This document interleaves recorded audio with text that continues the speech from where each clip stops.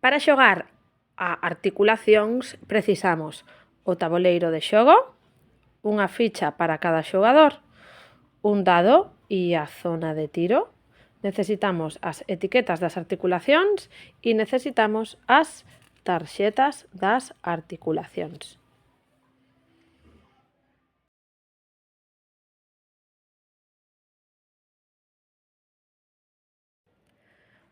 Como se xoga a articulacións? Antes de nada, obxectivo do xogo.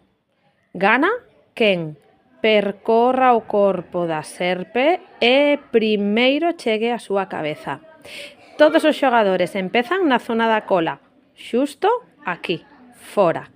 E en cada turno tiraremos o dado.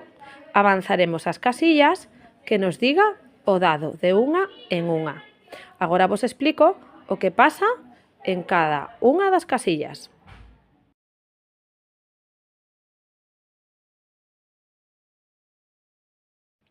Empezamos coas casillas especiais, as escaleiras. Ben, imagínate que son a ficha verde e no meu turno saquei un 6. Entonces contarei 1, 2, 3, 4, 5 e 6. Caín na parte de abaixo dunha escaleira e as escaleiras pódense escalar. Así que subirei e non farei nada máis.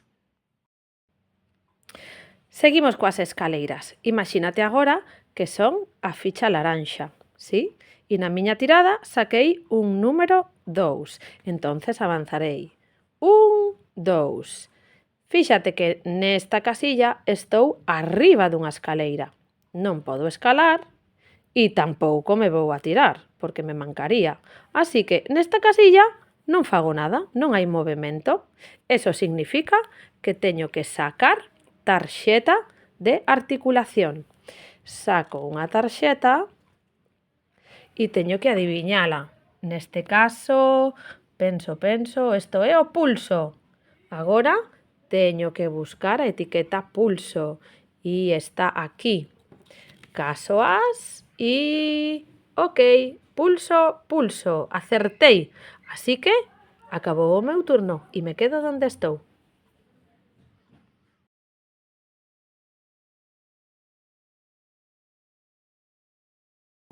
Vouche explicar agora que pasa coas serpes. Ben, vamos a imaginar que eu son o xogador verde e tirei o dado, saquei un 1, así que avanzo unha casilla. Caín na cabeza dunha serpe. As serpes esvaran, así que si caio na cabeza, baixei. Como xa fixen un movimento, nesta casilla non vai a pasar nada máis. Non saco tarxeta de articulación. E seguimos coas serpes. Imagínate que son o xogador morado e saquei un 2 na miña tirada. Así que 1 e 2. Esta vez caín na cola dunha serpe. Intento subir, pero esvaro, así que aquí non hai movimento, non pasa nada. Teño que sacar unha tarxeta de articulación. Saco a tarxeta, ¿sí? E penso...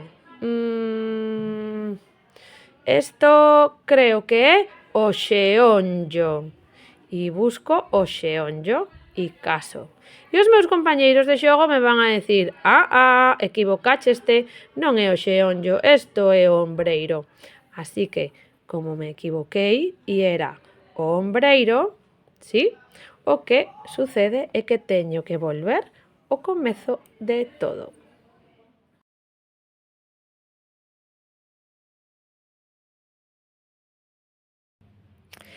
Recorda entón, en todas as casillas nas que non pasa nada, non hai movementos, nin de subir escaleira, nin de esvarar por unha serpe abaixo, entón teño que coller tarxeta e buscar esa articulación. Se acerto, me quedo onde estou. Se non acerto, teño que ir á cola da serpe. Sin embargo, naquelas casillas, por exemplo, na escaleira abaixo, subo, hai movimento. Na cabeza da serpe, esvaro, hai movimento. En todas nas que hai movimento, entón aí non fago nada máis. fago o movemento e non collo tarxeta. Vamos agora a ver como se acabaría o xogo. Fíxate, estamos coa casilla verde, perdón, coa xogadora verde. E sacou un 2. Pois nada máis que faría un 2 e como entrou xusto, pois xa ganou. Foi a primeira en chegar xusto á cabeza da xerpe.